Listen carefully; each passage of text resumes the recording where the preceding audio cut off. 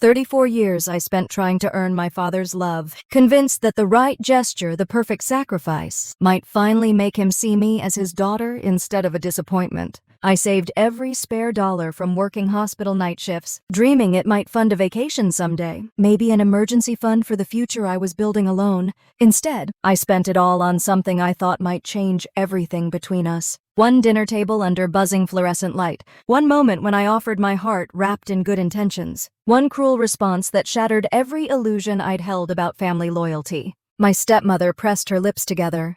My brothers found it amusing. The room spun as if I had been erased from existence. I walked out carrying my rejected gift in silence. But silence, I discovered, can become the sharpest weapon of all. What happened next wasn't revenge. It was justice. And it started with a single phone call that would unravel 30 years of secrets my father thought he'd buried forever. That gift was a wheelchair. $2,500 of specialized memory foam cushioning and lightweight titanium frames. Frank Bennett, my father, had just returned from Denver Presbyterian after hip replacement surgery. At 68, with decades of alcohol abuse weighing on his recovery, he needed proper mobility support. I'm Sarah Bennett, 34 years old, born and raised in Millfield, Colorado. Small enough that everyone knows everyone. Big enough that people still manage to surprise you in the worst ways. Frank had been a functioning alcoholic for as long as I could remember. Some days he was the charming contractor who built half the decks in our neighborhood. Other days, he was the man who threw tools across the garage and called my college degree a waste of money. You never knew which version you'd get, but after his surgery, he seemed smaller somehow, vulnerable. That Thursday evening, I loaded the wheelchair into my Honda and drove over to the family house on Maple Street. We had our monthly dinner tradition, though tradition might be too generous a word for it. More like an obligation everyone grudgingly showed up to. Frank insisted on it after he married my stepmother Linda 12 years ago. She thought regular family meals would bring us all together. She was wrong, but we kept doing it anyway. The house smelled like Linda's pot roast when I wheeled the chair through the front door. Everyone was already gathered in the dining room. Frank sat at the head of the table in his old recliner, the one with the worn armrests and the permanent beer stain on the left side. Linda bustled around serving, her graying hair pulled back in that same ponytail she'd worn since I was in high school. My younger brothers Jake and Ryan were there with Ryan's fiancée Michelle. Jake worked construction with Frank when his back was good. Ryan managed the local hardware store and was getting married in 6 months. I positioned the wheelchair next to Frank's chair, trying not to make a big production of it. The thing was beautiful, honestly. Charcoal gray with ergonomic handles and those expensive shock-absorbing wheels. The kind of chair that said someone cared enough to research the best options, not just grab whatever insurance would cover. Frank looked at it for a long moment. His reading glasses were perched on his nose, and I could smell the whiskey on his breath even from 3 feet away. He'd been drinking again, despite what the doctors said about mixing alcohol with his pain medication. "This is for you, Dad." I kept my voice steady, matter of fact. The physical therapist said you need something with proper lumbar support for the next few months. He stared at the wheelchair, then at me. The entire table went quiet. Linda stopped serving mid-motion, a spoonful of green beans hovering over Jake's plate. Ryan looked uncomfortable. Michelle fidgeted with her engagement ring. Frank's expression changed. Not grateful, not appreciative. Something colder. "Take it back." His voice was flat, deliberate. I felt my stomach drop. "What? Take it back? I'd rather crawl across this floor than owe a damn whore anything." The words hit me like a physical blow. I actually took a step backward. The silence that followed was suffocating. I waited for someone to say something. Anyone. Tell him that was uncalled for, that he was drunk, that he should apologize. Jake snorted and looked down at his plate. Ryan's mouth twitched like he was trying not to smile. Michelle stared at her hands. Linda made a soft noise that might have been disapproval or might have been amusement. Nobody said a word in my defense. I stood there for what felt like an hour but was probably only 10 seconds. My face burned with humiliation, but something else kicked in. That survival instinct I'd learned growing up in this house.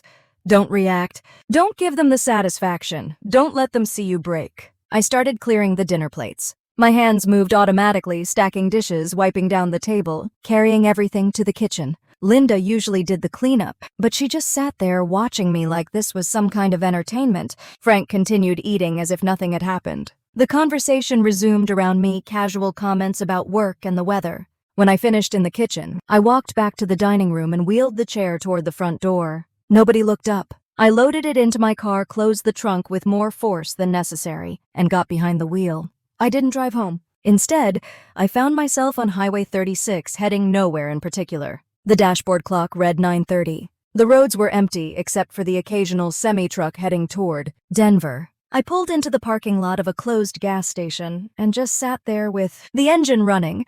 The worst part wasn't even the word itself. It was laughter. The way my own brothers found it funny. The way my stepmother just sat there. The way nobody in that room thought I deserved basic human decency. I pulled out my phone and scrolled through my contacts, looking for someone to call.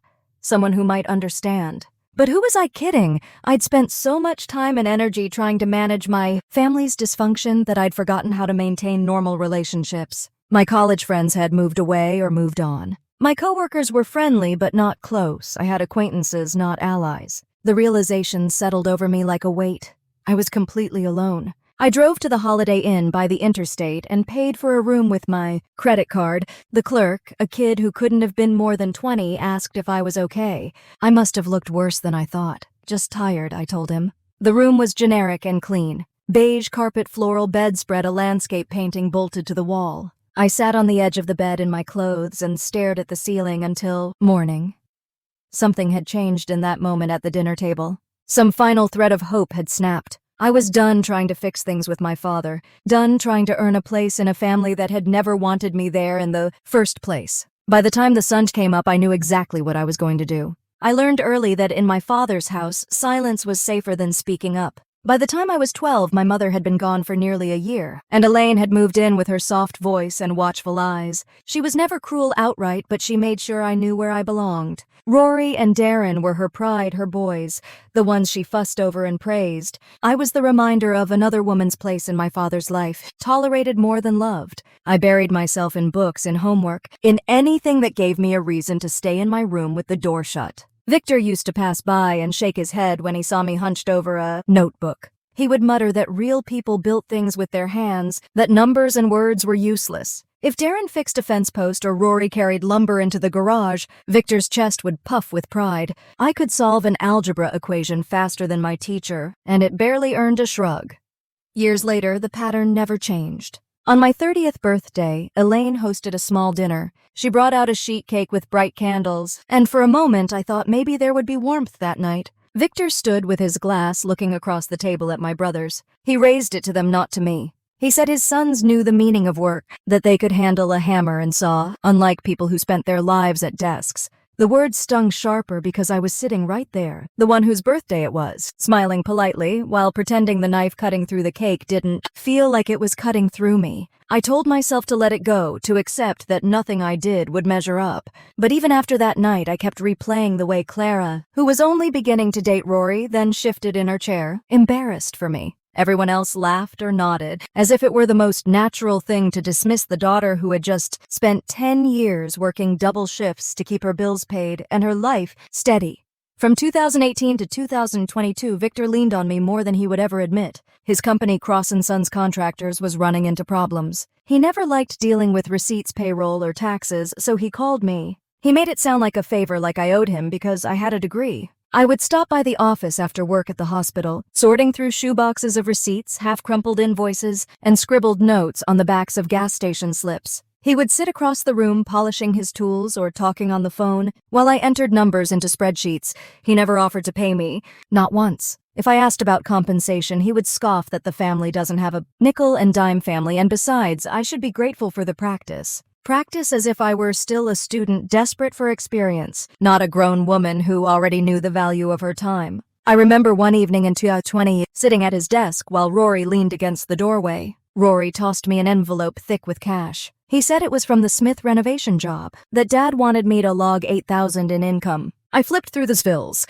It was at least 15. I looked up, confused, but Victor only grunted from his recliner and told me to put down the number. He said not the number I saw. My stomach nodded as I typed it into the file, but I did as I was told. When I left that night, I scanned the entire folder to a flash drive. I started doing that every time. Each receipt, each invoice that didn't match, each bank statement with numbers that never lined up. I told myself it was just for organization, but deep down I knew I was building something. Insurance, maybe? Proof that I wasn't imagining the way he twisted the truth. By 2021, the stack of digital files was thick. I would save them at work, email them to myself, then copy them to a small USB I kept hidden inside an old jewelry box. No one knew I had it. Not Rory with his lazy grin, not Darren with his stiff silence, not Elaine who spent more time gossiping with neighbors than checking what her husband was doing. Victor would sometimes clap Rory on the back, call Darren his steady right hand, and then look at me with that smirk, reminding me that I was the one he could count on to keep his numbers neat, but not the one he respected. To him, I was free labor, with a degree not a daughter worth acknowledging. I still remember being 16 when Darren snatched my SAT practice book from the table and tossed it across the yard, laughing that no man wanted a girl who thought she was smarter than him. Rory joined in, asking if I planned to marry a calculator. I picked up the torn pages quietly, but that night I stayed awake, staring at the ceiling, wondering if they were right. Those small humiliations stacked up, layered over years, until they became part of me like scar tissue. The night of that birthday dinner came back to me again as I sat alone later, scrolling through the files on my laptop. I thought about how he toasted his sons for knowing the meaning of work, while my work, invisible and uncelebrated, kept his business from collapsing under the weight of its own mess. I thought about the way Elaine's smile froze whenever he cut me down, how she never defended me but always hurried to refill his glass. It would have been easy to delete the files, to walk away and pretend none of it mattered. But every time I considered it, I remembered the look in his eyes when he dismissed me in front of everyone I knew. The USB stayed where it was, tucked in velvet and metal, waiting. I did not plan revenge then, I only planned survival. But survival has a way of turning into something else when you have proof in your hands and a lifetime of being told you are less than the sun sitting beside you. The memory of that night, of the candle wax dripping down, while his words sank into me like stones, never left. It lived in my chest alongside the quiet knowledge that someday, whether he knew it or not, the balance would shift. That was the truth I carried, silent and heavy, as the years of being overlooked piled one upon another. And it was that truth, hidden on a simple USB drive, that I would one day reach for when silence was no longer enough. I kept waiting for someone to say something. Anyone. Even a weak protest would have been enough. Just one person at that table telling Frank he'd crossed a line, that calling his own daughter a whore was unacceptable, drunk or not. The silence stretched on as I cleared plates. Jake cut another piece of meat and chewed slowly. Ryan scrolled through something on his phone. Linda hummed softly while she served dessert like nothing had happened. Frank continued eating, occasionally grunting approval at the pot roast. Only Michelle seemed uncomfortable. She kept glancing between me and the others, her engagement ring catching the light as she fidgeted with her napkin. For a moment I thought she might speak up. Her mouth opened slightly like she was about to say something, but then Ryan touched her arm and shook his head almost imperceptibly. She looked down at her plate. Even she chose them over me. I finished in the kitchen and walked back through the dining room toward the front door. The conversation had resumed around some basketball game Jake wanted to watch later. Normal family chatter, as if the last 10 minutes had been erased. Frank didn't look up as I wheeled the chair past his recliner. He was focused on his mashed potatoes, probably already forgetting what he'd said. That was how it worked with him. He'd lash out when he was drinking, say something cruel and cutting, then act the next day like it never happened. If you brought it up, he'd claim he didn't remember or that you were being too sensitive. I loaded the wheelchair back into my Honda and sat behind the wheel for a moment. Through the dining room window, I could see my family continuing their meal. Linda was cutting pie. Jake was telling some story that made Ryan laugh. Michelle was smiling now, probably relieved that the awkward moment had passed. They were fine, they were comfortable. They were a family and I wasn't part of it. I thought about my college graduation 6 years ago. Frank had shown up late and left early claiming he had work to do. But he'd made sure to tell everyone who would listen about Jake getting hired at the construction company that same week. Jake barely graduated high school, but he was doing real work while I wasted time on business classes. Real men work with their hands, Frank had said at the graduation party Linda threw for me. They build things. They fix things. They don't need some fancy degree to prove their worth. He'd never said he was proud of me. Not when I made the dean's list. Not when I got the job at Mercy General. Not when I worked my way up to senior financial analyst. Nothing I accomplished was ever real enough or important enough to earn his respect. But Jake could install a bathroom tile and Frank would brag about it for weeks. Ryan could fix a carburetor and suddenly he was a mechanical genius. They were the sons who mattered, the ones who carried on the family tradition of working with their hands and drinking beer after work and treating women like they existed to serve meals and clean up messes. I started the car and backed out of the driveway. Instead of turning toward my apartment, I found myself driving toward downtown Millfield. The streets were mostly empty. A few teenagers were hanging out in the parking lot of the Dairy Queen. An elderly couple walked their dog past the hardware store. I pulled into the lot of the Hampton Inn and sat there with the engine running. My apartment was only 10 minutes away. My own space with my own furniture and my own rules. But the thought of going home tonight, of being alone with what had just happened, felt unbearable. The desk clerk looked surprised when I walked in. Millfield wasn't exactly a tourist destination, and locals didn't usually need hotel rooms. Just for tonight, I told him, handing over my credit card. The room was standard hotel generic. 2 double beds, a small table, a television mounted on the wall. I sat on the edge of the bed closest to the window and looked out at the parking lot. A semi-truck was idling near the back fence, probably a driver taking his required rest break. My phone buzzed. A text from Linda. "You forgot your purse." I checked my coat pockets. She was right. I'd left my purse on the kitchen counter when I was cleaning up. Under normal circumstances, I would have driven back to get it. Tonight, I didn't want to see any of them again. "Can you leave it on the porch?" I typed back. 3 dots appeared, then disappeared, then it appeared again. "Frank wants to know if you're coming by tomorrow for the purse." Of course he did. He probably wanted the chance to act like nothing had happened. Maybe make some joke about me being too sensitive or taking things the wrong way. Classic Frank behavior. "Just leave it outside, please." The dots appeared one more time, then nothing. I turned off my phone and lay back on the bed, fully clothed. The ceiling had one of those acoustic tile patterns that looked like cottage cheese. I'd spent a lot of nights staring at similar ceilings over the years. Hotel rooms when I traveled for work conferences, hospital waiting rooms when Carol was dying, anywhere that wasn't home because home never felt safe. Frank had been drinking at dinner. He always drank more when he was in pain, and the hip surgery had definitely left him hurting. But alcohol didn't create cruelty out of nothing. It just removed the filter that usually kept people from saying what they really thought. He really thought I was a whore, his own daughter. Because I'd bought him a wheelchair with my own money, trying to help him recover from surgery. Because I'd spent 4 years managing his business finances for free. Because I'd chosen education over manual labor, and somehow that made me fundamentally less worthy of respect. The air conditioning unit under the window kicked on with a mechanical hum. Outside, the semi-truck was pulling out of the parking lot, heading back onto the interstate toward wherever trucks went at 11 o'clock on Thursday nights. I thought about all the family dinners I'd attended over the years, all the holidays where I'd brought gifts and helped with cooking and tried to be the daughter they wanted. All the times I'd bitten my tongue when Frank made his little comments about college girls or women who thought they were too good for honest work. I'd been waiting my whole life for them to accept me, waiting for Frank to be proud of something I'd accomplished, waiting for Linda to treat me like one of her own children, waiting for Jake and Ryan to see me as more than the stuck-up sister who thought she was better than everyone else. Tonight, I finally understood that it was never going to happen. I could buy Frank 1,000 wheelchairs, and it wouldn't change how he saw me. I could work on his books for another 10 years, and he'd still think I wasn't contributing anything real to the world. I wasn't their family. It was an obligation they tolerated because blood relation forced them to include me sometimes, and even that tolerance had its limits. The realization should have been devastating. Instead, it felt almost liberating. I was done trying to earn love from people who were incapable of giving it. Done pretending that family loyalty meant accepting disrespect and cruelty. Done hoping that someday things would be different. Tomorrow I will have to figure out what comes next. But tonight, for the first time in years, I wasn't going to worry about what Frank thought of me.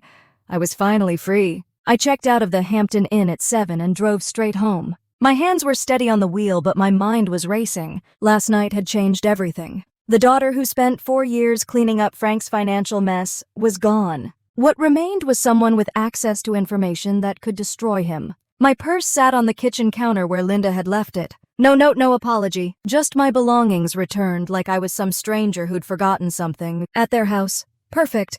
They wanted to treat me like an outsider. Let's see how that worked out for them. I went straight to my office and opened my laptop. First priority was cutting every financial tie between Frank and me. Authorization codes, shared accounts, business credit cards. I deleted his access to everything. If he wanted to run Bennett and Sons into the ground again, he could do it without my money backing him up. While I worked, my phone buzzed. A text from Linda. Frank wants to know about quarterly taxes next week. I stared at the message for a long moment, then deleted it without responding. Frank could handle his own taxes from now on. In fact, taxes were about to become a much bigger problem for him than he realized. That's when I remembered the safe. I'd bought the fireproof box 3 years ago, tucked it behind my warranty files where nobody would think to look. Inside were 2 USB drives. One contained my personal documents. The other was labeled Bennett & Sons 2018-2022. 4 years of Frank's business records. Every invoice, every receipt, every contract I'd ever processed for him. I'd scanned everything because Frank was careless with paperwork, always losing important documents.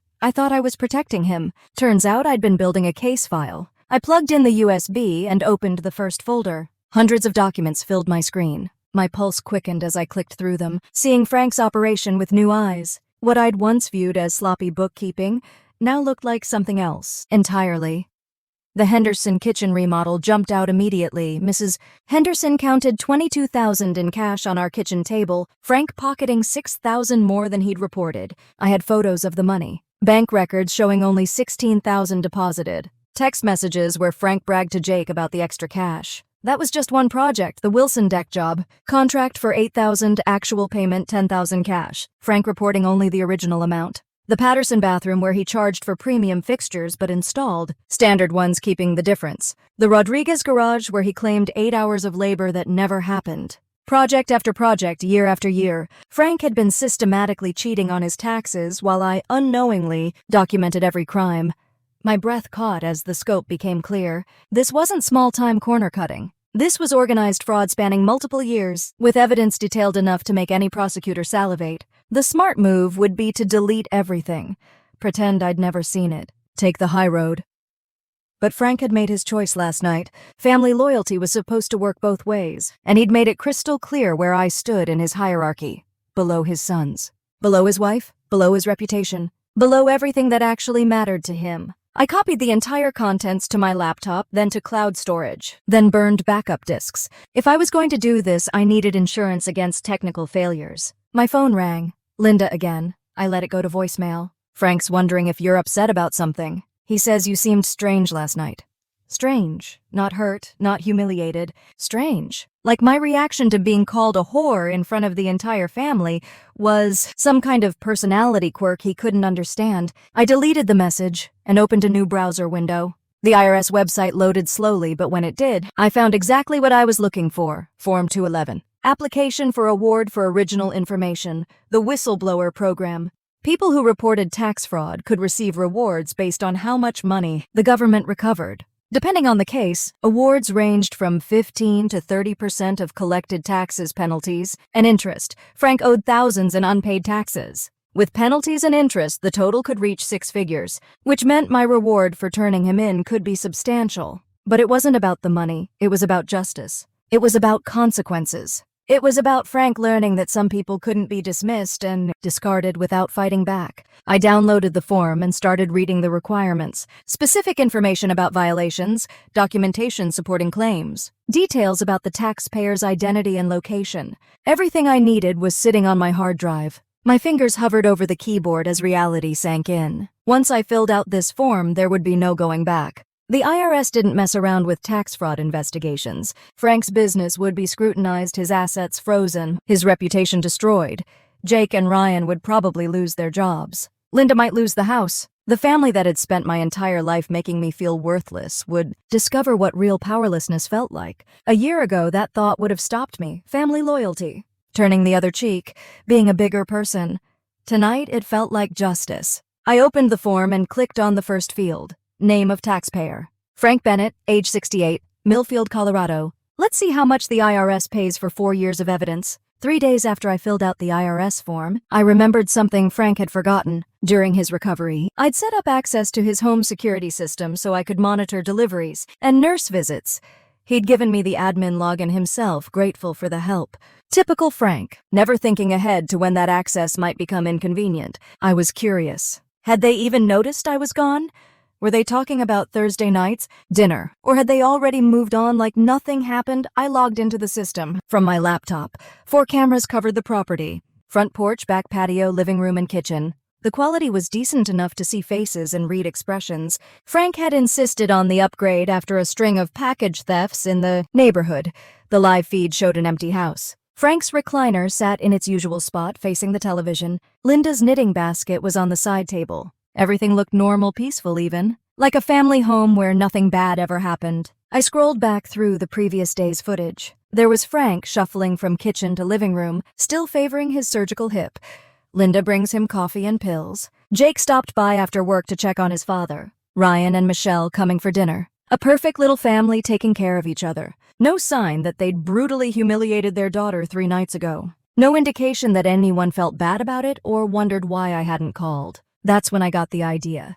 The wheelchair was still in my car trunk. I'd been planning to return it to the medical supply store for a refund, but suddenly I had a better use for it. Frank had said he'd rather crawl than owe me anything. Maybe it was time to give him the opportunity. I waited until 2 in the morning. Millfield was dead quiet at that hour. Just streetlights and the occasional police patrol. I drove slowly through the old neighborhood, past houses where I'd trick-or-treated as a kid and collected Christmas cookies from elderly neighbors who'd known my mother. Frank's house was dark except for the porch light. I parked 2 blocks away and walked back, keeping to the shadows between streetlights. The wheelchair rolled silently on its expensive bearings. I still had my key from the recovery period. Frank had insisted I keep it in case of emergencies. Emergency use only, he'd said.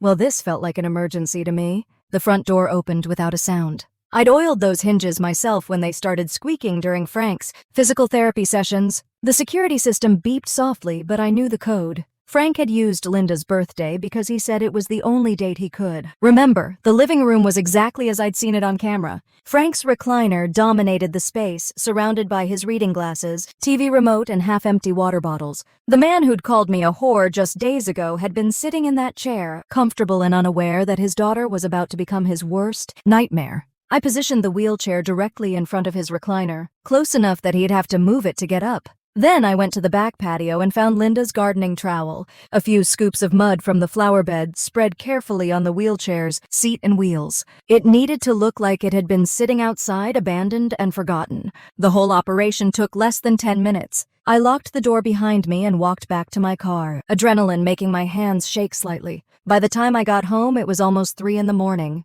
I made coffee and opened my laptop. The security footage updated every few minutes, but the living room camera showed only darkness. Frank and Linda were presumably asleep upstairs, unaware that their world had just shifted slightly off its axis. I dozed in my office chair, checking the feed periodically. At 6:30, a light came on in the kitchen. Linda was starting her morning routine. At 7:15, Frank shuffled into the living room for his coffee and morning news. I leaned forward, watching the screen intently. Frank stopped 3 feet from his recliner and stared. Even through the grainy camera footage, I could see his confusion. He looked around the room like he was trying to solve a puzzle, then called for Linda. She appeared in the doorway holding a coffee mug, took one look at the wheelchair, and dropped the cup. It shattered on the hardwood floor, sending coffee splashing across Frank's bare feet. "What the hell is that doing here?" Linda said, her voice high and sharp. Frank circled the wheelchair like it might bite him. "I don't know. It wasn't here last night. How did it get in? The doors were locked." "I know they were locked. I checked them myself." The camera angle let me see their faces clearly. Frank looked genuinely frightened, which was satisfying in ways I hadn't expected. Linda was backing toward the kitchen like she wanted to run. "Should we call the police?" she asked. "And tell them what someone broke in to return a wheelchair." But how did they get in? How did they know about the wheelchair? Frank was studying the mud-caked wheels, now probably trying to figure out where it had been. Maybe he was remembering Thursday night's dinner. Maybe he was starting to suspect that his whore daughter wasn't as powerless as he'd assumed. My phone buzzed. A text from Jake. "Dad's freaking out about something. Says someone broke into the house. Can you come over?" I stared at the message for a long moment, then typed back. "Sorry working late tonight. Is everything okay?" 3 dots appeared, then disappeared. Then it appeared again. "Weird stuff happening. Dad found that wheelchair you brought in his living room, all muddy and stuff. No idea how it got there." "Strange," I replied. "I hope he figures it out." I turned back to the security feed. Frank was on the phone now, probably calling Jake to come over and help him process what had happened. Linda was burning something in a small ceramic bowl. Sage, most likely. She'd always been superstitious about negative energy and protective spirits. Perfect. Let them think it was supernatural. Let them burn sage and check locks and wonder how someone had walked through their security like it was nothing, because the truth was worse than ghosts. The truth was that their despised daughter had access to everything they thought was private. Their home, their secrets, their sense of safety. The truth was that she'd been planning this while they slept, and they had no idea what was coming next. I watched Frank struggle to move the wheelchair, his hip surgery making him wince with every step. He was trying to push it toward the front door, but the muddy wheels were leaving tracks on Linda's clean floors. Finally, he gave up and left it where it was. He collapsed into his recliner and reached for his morning pills, his hands shaking slightly as he struggled with the child-proof cap. I'd brought him a wheelchair to help with his recovery. He'd called me a whore and humiliated me in front of the family. Now the wheelchair was back, and Frank was discovering what it felt like to be powerless. This was just the beginning.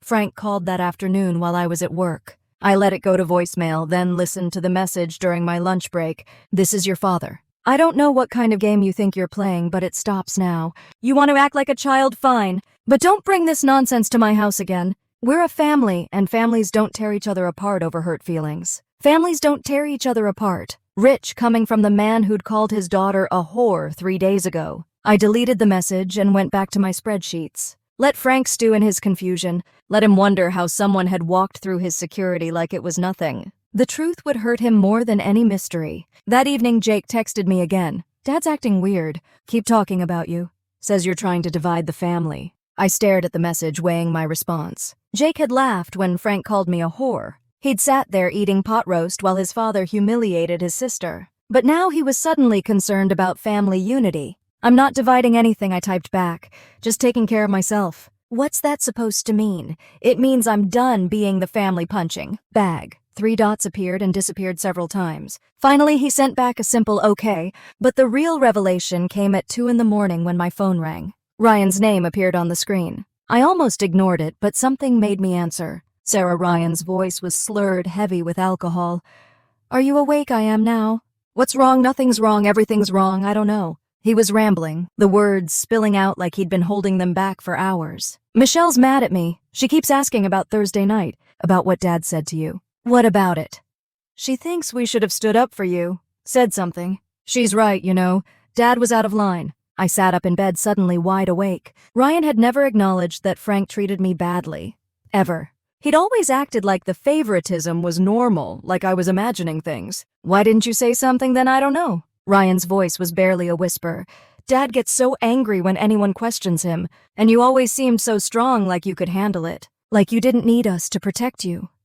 I needed you to respect me." "I know." He was quiet for a long moment. "I know you do. And you're smart, Sarah. Smarter than all of us. Dad knows it too. That's why he gets so defensive around you. That's not an excuse." "No, it's not." Ryan took a shaky breath. "Look, there's something else. Something you should know about Dad's finances." My pulse quickened. "What about them? He's got money hidden. Not just the business accounts. There's something in Nevada. A trust or something. Jake and I are supposed to inherit it when he dies, but you're not included." "Nevada." That got my attention. Why Nevada, I don't know.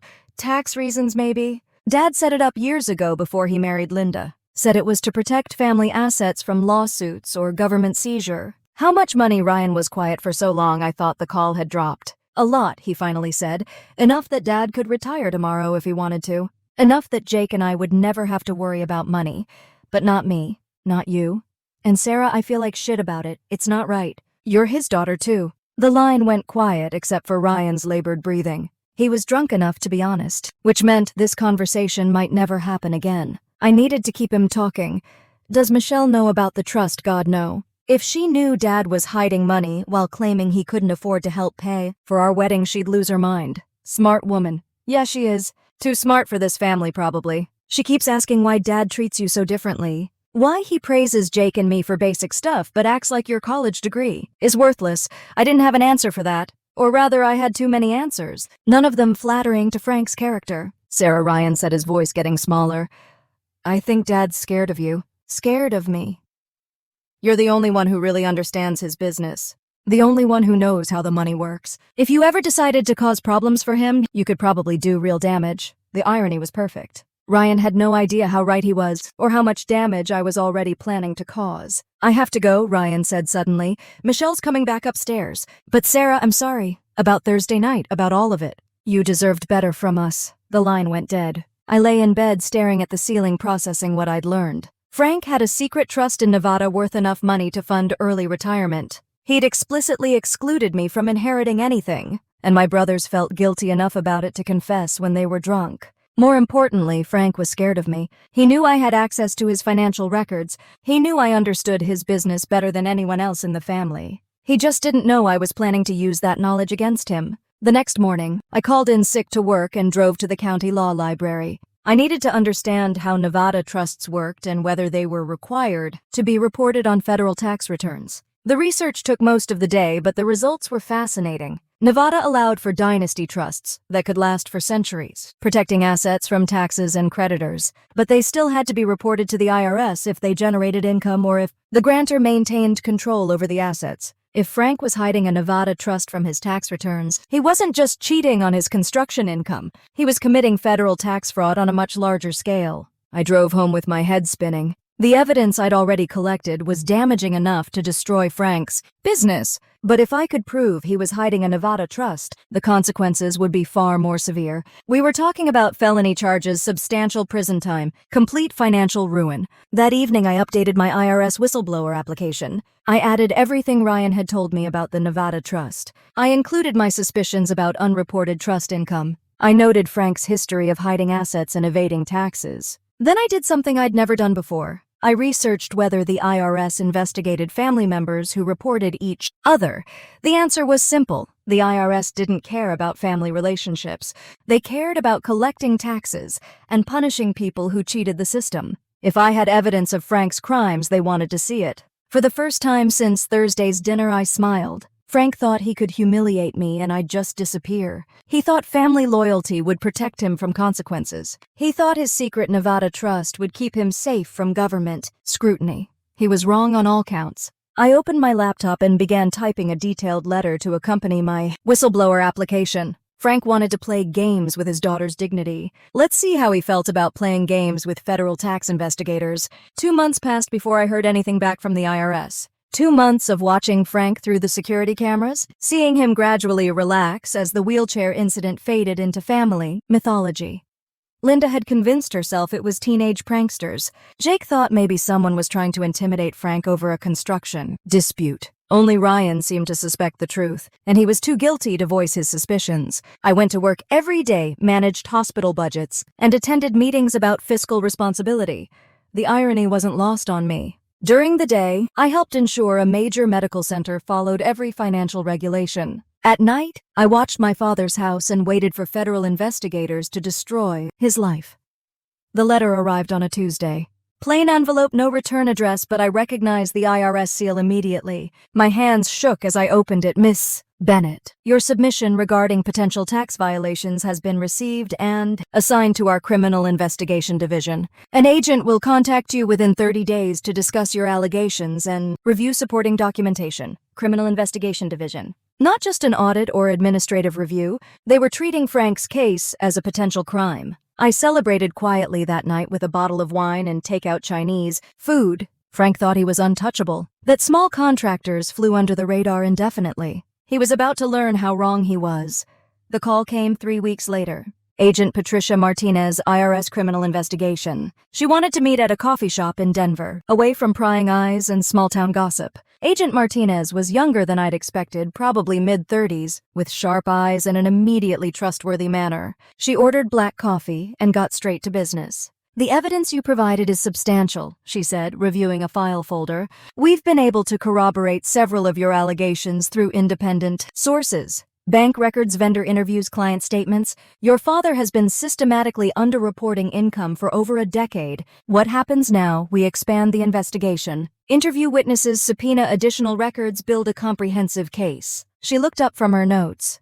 There's something else. You mentioned a Nevada trust in your submission. Do you have any documentation of that? Only what my brother told me. But if it exists, Frank never reported it on his federal returns. We'll find it. Trust me, hiding assets in Nevada isn't as clever as people think. If there's a trust, we'll locate it and determine whether it should have been reported. How long does this take? Months, possibly longer. Financial crimes investigations are thorough. We want to make sure we have everything before we move forward with charges. Charges! The word sent a chill through me, even though this was exactly what I'd wanted. Agent Martinez closed her folder and leaned forward. I have to ask this directly. Are you prepared for the consequences if we prosecute your father? This will destroy his business and likely bankrupt your family. Your brothers could lose their jobs. This isn't something you can take back once it's in motion. I thought about Thursday night's dinner, Frank's cruel words, the laughter around the table, the years of being dismissed and diminished while I worked for free to save his failing business. I'm prepared. She nodded and handed me a business card. We'll be in touch as the investigation progresses. And Miss Bennett, what you've done here takes courage. Not many people are willing to come forward against family members, even when they're clearly in the wrong. After she left, I sat in the coffee shop for another hour, processing what had just happened. There was no going back now. Frank's fate was in the hands of federal investigators who didn't care about family loyalty or small-town reputations. They cared about tax law and criminal evidence, both of which Frank had violated extensively. That evening, my phone rang. Jake's number. Sarah, thank God you answered. Dad's freaking out. Some IRS agent came to the house today asking questions about the business. Dad thinks someone reported him. Really? What kind of questions about cash payments? Unreported income? Stuff like that? The agent had documentation going back years. Dad's convinced it was you. Why would he think that? Because you're the only one who ever handled his books. He's saying you must have kept copies of everything and turned him in out of spite. The accusation stung, even though it was completely accurate. That sounds like Dad blaming everyone else for his problems. Is it true, Sarah? Did you report him? I paused, weighing my response. Frank had spent years making me the family scapegoat. Now he wanted to blame me for the consequences of his own crimes. Jake, I managed Dad's books for 4 years without pay. I organized his mess, filed his taxes, and kept his business from going bankrupt. If there are problems with his tax returns, maybe he should look at his own behavior instead of trying to blame his daughter. That's not an answer. It's the only answer you're getting. Jake was quiet for a long moment. Dad wants you to come over. He wants to talk. Tell Dad I'm busy. Sarah, please. He's really scared. This could destroy everything he's worked for. Maybe he should have thought about that before he decided to cheat on his taxes for 12 years. I hung up before Jake could respond. An hour later, my phone buzzed with a text from an unknown number. It was a photo of a manila folder labeled Nevada Trust, boys only. Below the image was a message. Found this in Dad's safe. We need to talk. Darren. My pulse quickened.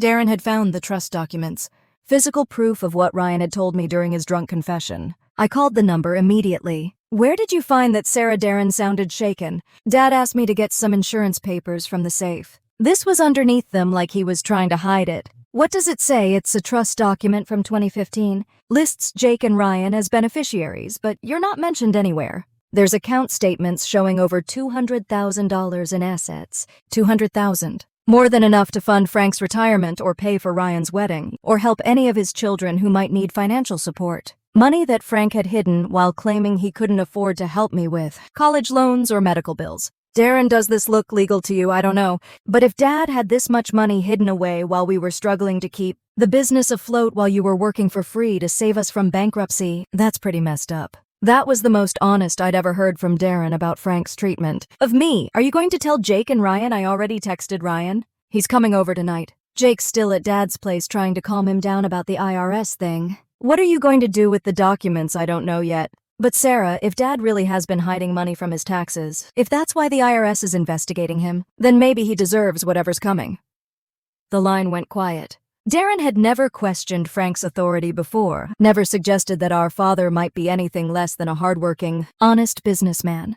The investigation was working. Frank's family was starting to see him clearly for the first time, and they didn't like what they were discovering. My phone rang again almost immediately. This time it was a number I didn't recognize. Is this Sarah Bennett? Yes. This is Michelle Crawford, Ryan's fiancée. We need to meet. Michelle's call came at 11 at night, her voice tight with barely controlled fury. I need to see you, now. Can you meet me at the Starbucks on Highway 36? What's wrong? Ryan's been lying to me about everything. His father, the money, all of it. And I think you're the only person who can tell me what's really going on. I threw on clothes and drove through empty streets to meet her. Michelle was pacing in the parking lot when I arrived, clutching a manila folder like it contained evidence of war crimes. Inside, she spread documents across a corner table with the precision of someone accustomed to legal paperwork. Trust agreements, bank statements, email printouts. My breath caught when I recognized some of the letterhead. Where did you get these? Ryan's laptop. He left it open after he passed out drunk tonight. I was going to close it and saw an email from his father's lawyer about restructuring something called the Nevada Trust. She pointed to a highlighted section. According to this, the trust contains over $400,000, not the $200,000 Darren found. Nearly $500,000 that Frank has been hiding while claiming poverty. My stomach dropped. The scope of Frank's deception was far worse than I'd imagined. But that's not the worst part, Michelle continued. Look at this email thread between Ryan and his father from last month. She scrolled to a message dated 3 weeks before our disastrous family dinner. Frank had written to Ryan, Sarah's getting too close to the books. We need to discuss removing her access and maybe adjusting the trust terms to protect our interests.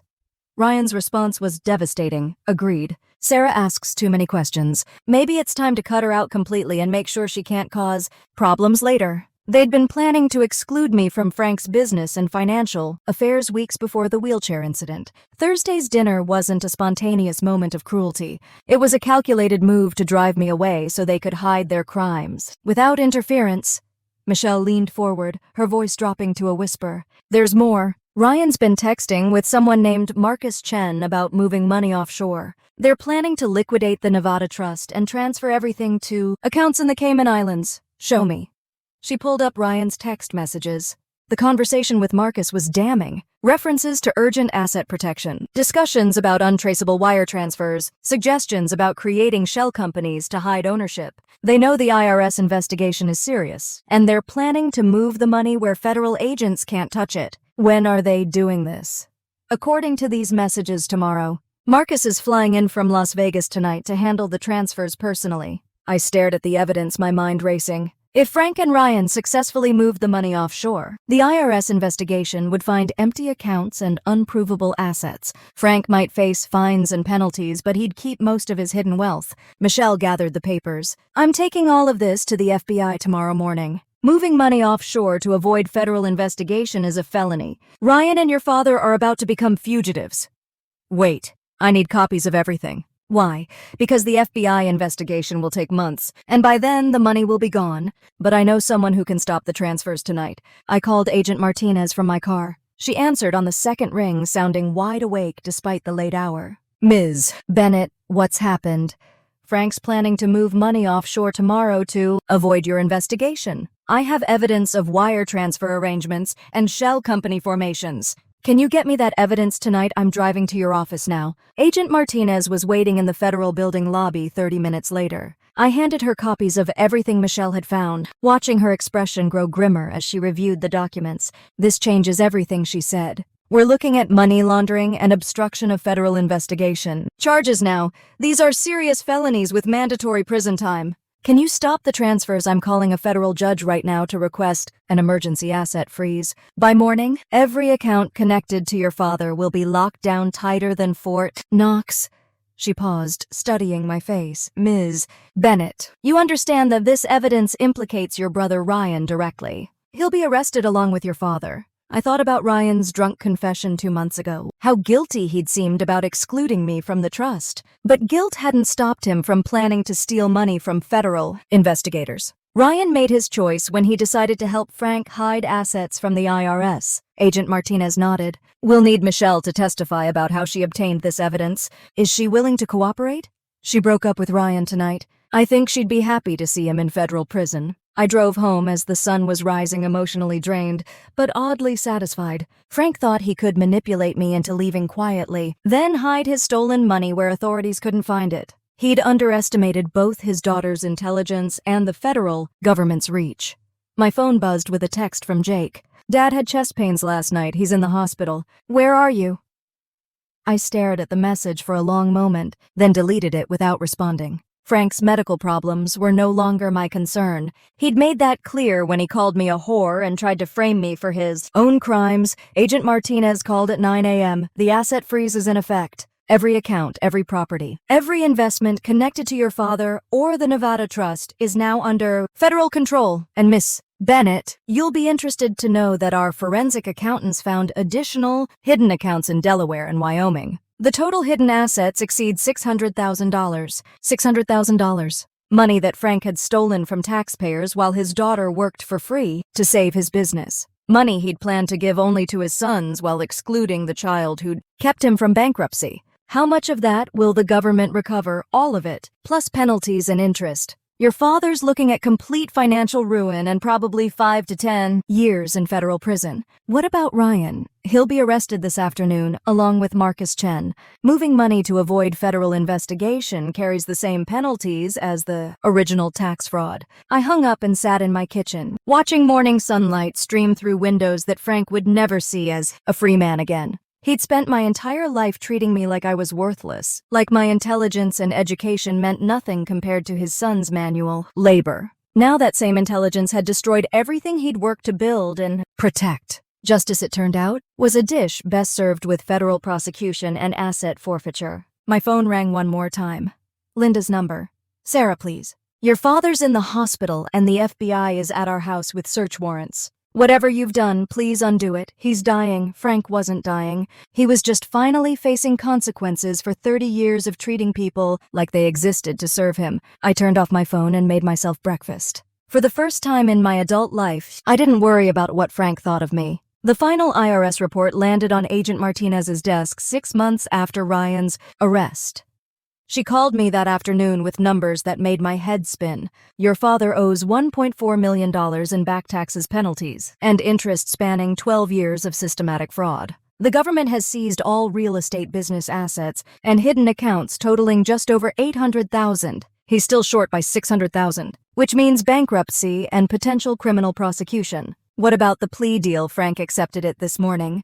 2 years suspended sentence, 5 years federal probation, lifetime ban from operating any business requiring federal licensing, and full asset forfeiture. He'll avoid prison, but he's financially destroyed. Agent Martinez paused. Ms. Bennett, your reward under the whistleblower program comes to $210,000, 25% of the taxes and penalties recovered. The irony was perfect. I'd earned more money from reporting Frank's crimes than I'd saved during 4 years of managing his books for free. What happens to Ryan? He's looking at 18 months in federal prison for money laundering and obstruction. His plea hearing is next week. I hung up and drove to Millfield for the first time in months. The Bennett & Sons office was boarded up, weeds growing through cracks in the parking lot asphalt. A faded sign still hung crooked on the chain-link fence. Under federal seizure. No trespassing. Frank's house looked smaller than I remembered.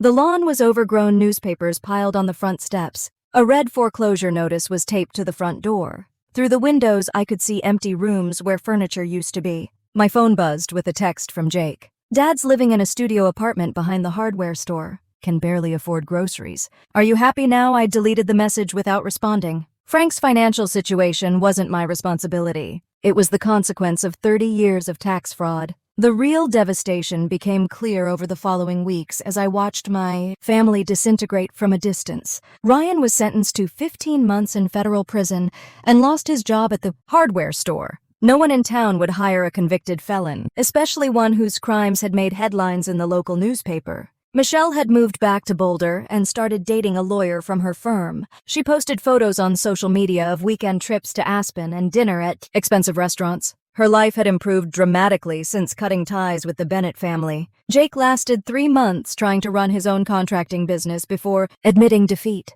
Without Frank's reputation and contacts, he couldn't find enough work to cover expenses. He moved to Fort Collins and took a job at a lumber yard, starting over at minimum wage in his 40s. Linda's breakdown surprised no one who knew her. She'd spent 12 years married to a man who'd hidden over $500,000 from her while claiming they couldn't afford vacations or home improvements. The betrayal shattered her trust in everything she thought she knew about her life. She moved to Portland to live with her sister, leaving behind all her friends and the house where she'd thought she was, building a secure future. The few times Jake mentioned her in texts, she sounded fragile and confused, like someone recovering from a long illness. But it was Darren's choice that hit Frank the hardest. Darren had always been the loyal son, the one who never questioned Frank's authority or complained about unequal treatment. But learning about the Nevada Trust and watching Frank try to frame me for his own crimes had apparently broken something fundamental in their relationship. He legally changed his last name to Morrison, his mother's maiden name, and moved to Seattle for a job with a tech company. When local reporters asked about his father's conviction, Darren issued a brief statement through his lawyer. Frank Bennett chose to commit federal crimes while exploiting his daughter's labor to hide his fraud. I cannot and will not defend his actions or maintain a relationship with someone who shows no remorse for harming his own family. The statement was printed in the Millfield Herald alongside Frank's mugshot. Everyone in town read about how his own son had publicly disowned him. I found out about Frank's living situation from the security guard at my apartment complex. Tom Morrison had grown up in Millfield and still had family there. Your dad's working part-time at the gas station on Main Street, Tom told me. Pumping gas and cleaning windshields for $8 an hour. Lives in that little studio behind Peterson's Hardware. Really come down at the world. The mental image was striking. Frank Bennett, who'd spent decades bragging about his successful contracting business and looking down on people who worked retail jobs, was now dependent on the charity of store owners who remembered him from better days. I drove past the gas station one evening after work. Frank was outside by the pumps, wearing a uniform polo shirt and looking older than his 68 years. His hair had gone completely gray, and he moved with the careful steps of someone whose body had given up, fighting. He looked up as I drove past, our eyes meeting for just a moment through my windshield. His expression was unreadable. Sad, maybe, or just tired. I didn't stop. 2 weeks later, Darren called me. We'd been texting occasionally since he moved to Seattle, mostly brief updates about his new job and city life. This was the first time he'd actually called. Dad asked me to give you a message, he said without preamble. I'm listening. He wants to know what more you want from him. His exact words told her she won.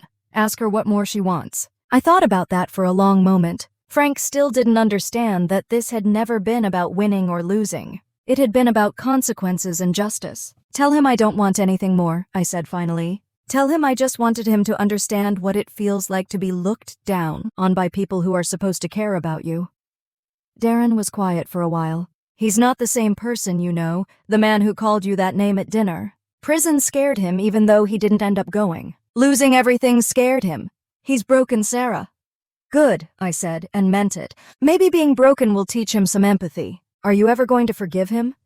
The question caught me off guard. Forgiveness implied that Frank had acknowledged his wrongdoing and asked for redemption. He'd done neither. Has he apologized? Has he admitted that calling me a whore was wrong? Has he expressed any regret for excluding me from his trust while I worked for free to save his business? No.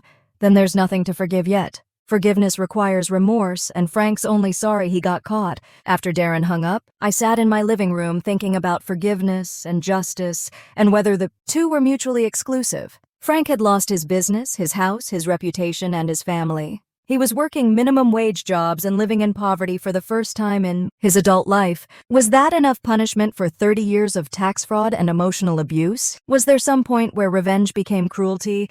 I decided I didn't care. Frank had made his choices every day for decades. The consequences he was living with now were the natural result of those choices, not some arbitrary punishment I'd imposed on him. Besides, he still hadn't apologized. Until he did, his suffering was just the universe correcting an imbalance that had existed for far too long. I opened my laptop and checked my bank account. The IRS whistleblower reward had cleared, bringing my total savings to just over $300,000. Enough to buy a house, start my own consulting business, or take that vacation to Europe I'd been postponing for years. Money that Frank had stolen from taxpayers was now funding my future. The poetic justice was almost too perfect to believe. I learned early that in my father's house, silence was safer than speaking up. By the time I was 12, my mother had been gone for nearly a year, and Elaine had moved in with her soft voice and watchful eyes. She was never cruel outright, but she made sure I knew where I belonged. Rory and Darren were her pride, her boys, the ones she fussed over and praised. I was the reminder of another woman's place in my father's life, tolerated more than loved. I buried myself in books and homework, in anything that gave me a reason to stay in my room with the door shut. Victor used to pass by and shake his head when he saw me hunched over a notebook. He would mutter that real people built things with their hands, that numbers and words were useless. If Darren fixed a fence post or Rory carried lumber into the garage, Victor's chest would puff with pride. I could solve an algebra equation faster than my teacher, and it barely earned a shrug. Years later, the pattern never changed. On my 30th birthday, Elaine hosted a small dinner. She brought out a sheet cake with bright candles, and for a moment I thought maybe there would be warmth that night. Victor stood with his glass looking across the table at my brothers. He raised it to them, not to me. He said his sons knew the meaning of work, that they could handle a hammer and saw, unlike people who spent their lives at desks. The word stung sharper because I was sitting right there, the one whose birthday it was, smiling politely while pretending the knife cutting through the cake didn't feel like it was cutting through me. I told myself to let it go, to accept that nothing I did would measure up.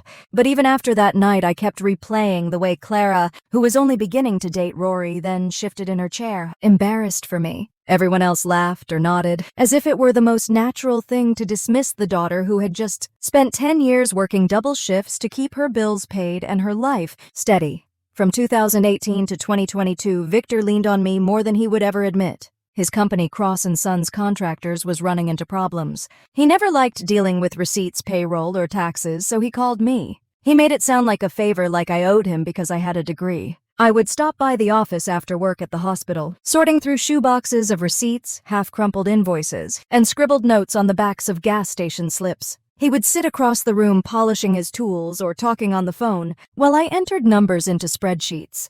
He never offered to pay me. Not once. If I asked about compensation, he would scoff that the family doesn't have a nickel and dime family, and besides, I should be grateful for the practice. Practice as if I were still a student, desperate for experience, not a grown woman who already knew the value of her time. I remember one evening in 2020, sitting at his desk while Rory leaned against the doorway. Rory tossed me an envelope thick with cash. He said it was from the Smith renovation job, that Dad wanted me to log $8,000 in income. I flipped through the bills.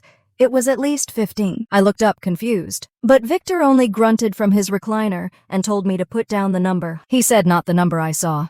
My stomach knotted as I typed it into the file, but I did as I was told. When I left that night, I scanned the entire folder to a flash drive. I started doing that every time. Each receipt, each invoice that didn't match, each bank statement with numbers that never lined up. I told myself it was just for organization, but deep down I knew I was building something. Insurance, maybe? Proof that I wasn't imagining the way he twisted the truth. By 2021, the stack of digital files was thick. I would save them at work, email them to myself, then copy them to a small USB I kept hidden inside an old jewelry box. No one knew I had it. Not Rory with his lazy grin, not Darren with his stiff silence, not Elaine who spent more time gossiping with neighbors than checking what her husband was doing. Victor would sometimes clap Rory on the back, call Darren his steady right hand, and then look at me with that smirk, reminding me that I was the one he could count on to keep his numbers neat, but not the one he respected. To him, I was free labor with a degree, not a daughter worth acknowledging. I still remember being 16 when Darren snatched my SAT practice book from the table and tossed it across the yard, laughing that no man wanted a girl who thought she was smarter than him. Rory joined in, asking if I planned to marry a calculator. I picked up the torn pages quietly, but that night I stayed awake, staring at the ceiling, wondering if they were right. Those small humiliations stacked up layered over years until they became part of me like scar tissue. The night of that birthday dinner came back to me again as I sat alone later, scrolling through the files on my laptop. I thought about how he toasted his sons for knowing the meaning of work, while my work, invisible and uncelebrated, kept his business from collapsing under the weight of its own mess. I thought about the way Elaine's smile froze whenever he cut me down, how she never defended me but always hurried to refill his glass. It would have been easy to delete the files, to walk away and pretend none of it mattered. But every time I considered it, I remembered the look in his eyes when he dismissed me in front of everyone I knew. The USB stayed where it was, tucked in velvet and metal, waiting. I did not plan revenge then. I only planned survival. But survival has a way of turning into something else when you have proof in your hands, and a lifetime of being told you are less than the sons sitting beside you. The memory of that night, of the candle wax dripping down while his words sank into me like stones, never left. It lived in my chest alongside the quiet knowledge that someday, whether he knew it or not, the balance would shift. That was the truth I carried, silent and heavy, as the years of being overlooked piled one upon another. And it was that truth, hidden on a simple USB drive, that I would one day reach for when silence was no longer enough.